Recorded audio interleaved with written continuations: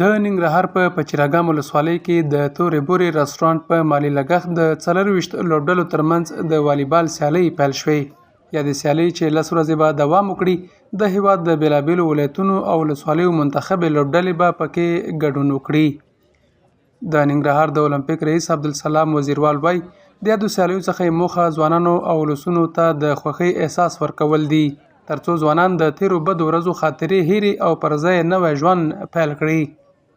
دغه لوبډله چې زموږ دلته د توره بوړه رستورانت او شریخ آیس کریم نوی جوړ شوی دی، د هغې په مالي همکارۍ باندې ترتیب شوی دی، چمتو شوی دی د 24 ډلو ترمنځ. البته د کابل لوبډله هم پکې ده د رهبر زلمي په نوم باندې، او له هغې علاوه د زون لوبډلې دي او د ننګرهار د ولسوالیو 24 لوبډلې دي چې په دې کې به لوبېږي. دغه لوبې به 24 یوه اونۍ او تر 10 ورځو پورې دوام کوي انشاءالله. زموږ لوبې یو تفریح ده د ولسونو دپاره، د ځوانانو دپاره. البته زموږ ترې یو غټ هدف دا هم یې چې دلته دغه سیمې ځپل شوي دي، دردونه یې لیدلي دي، ناخوالې یې لیدلي دي، او دا خلک د ژوند سره د ژوند دغه خوښیو سره په واټن کې پاتې شوي دي. نو هدف هم دا دی چې دغې خلکو ته بیرته هغه ژوند لکه څنګه چې ژوند دی هغسې عاده کړو، دوی ته هغه خوشحالي ورکړو او دوی ته وښایو چې تاسې د افغانستان یا د نورې نړۍ د وګړو په څېر حقداره یې چې خوشحاله ژوند ولرئ، د هر حق نه برخمن اوسېږئ. په همدې خاطر باندې زموږ کوشش دا ده چې اطرافو ته دغه لوبې وغځوو او زیاتې کړو، تر څو هغه ځوانان مصروف وي او هغوی ته هغه سالمه تفریح برابر وي. زموږ د تېر کال په نسبت باندې، د تېرو کلونو په نسبت باندې، البته سږ کال په ملي لوبډله کې د ننګرهار لوبغاړي زیات دي. تېر کلونه موږ یو نفر دوه لرلو، اما سږ کال یې موږ تر 5 پورې دغه نفر پورته شوي دي په ملي، په 19 کلنو او په ملي لوبډله کې.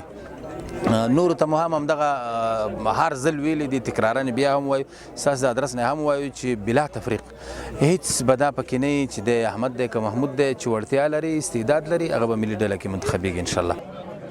د چپرهار ولسوالۍ د ورزش عمومي مسؤل خلیل انځور وایي چې دغه سیالۍ کې د مرکز کابل په ګډون د کونړ، لغمان او د ننګرهار یو شمېر ولسوالیو لوبډلې برخه لري.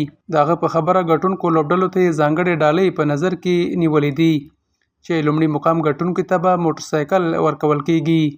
هغه وایي دغه سیالۍ د 24 لوبډلو ترمنځ چې د هیواد کابل مرکز یوه لوبډله هم پکې ده، رهبر زلمیو په نامه باندې همداشان د لغمان لوبډلې هم پکې اشتراک لري، کونړ نه هم لوبډله پکې شته ده، د ننګرهار او بېلابېلو ولسوالیو لوبډلې پکې دي انشاءالله چې شاوخوا 10 ورځې به دوام وکړي.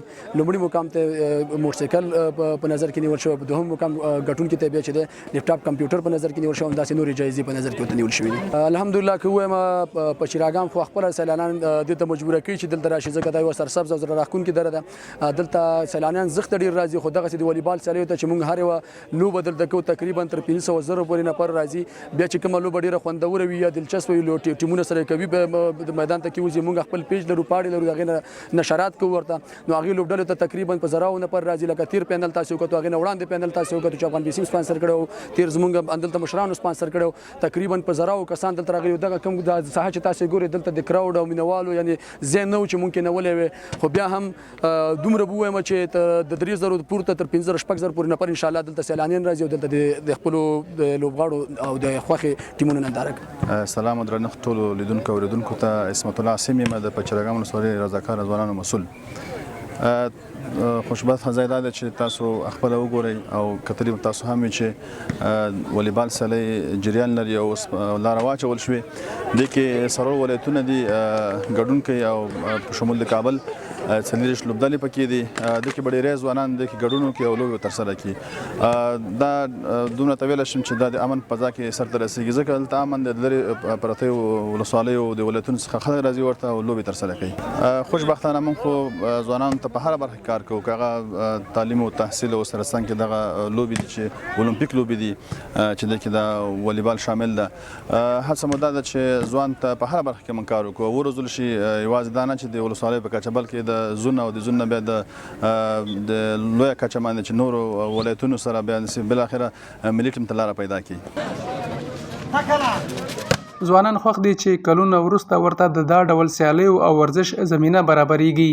هغوی وایي دا ډول لوبې او راټولېدنې کولی شي د ځوانانو ترمنځ واټن راکم کړي او د هیواد د آبادۍ لپاره په ګډه کار وکړي.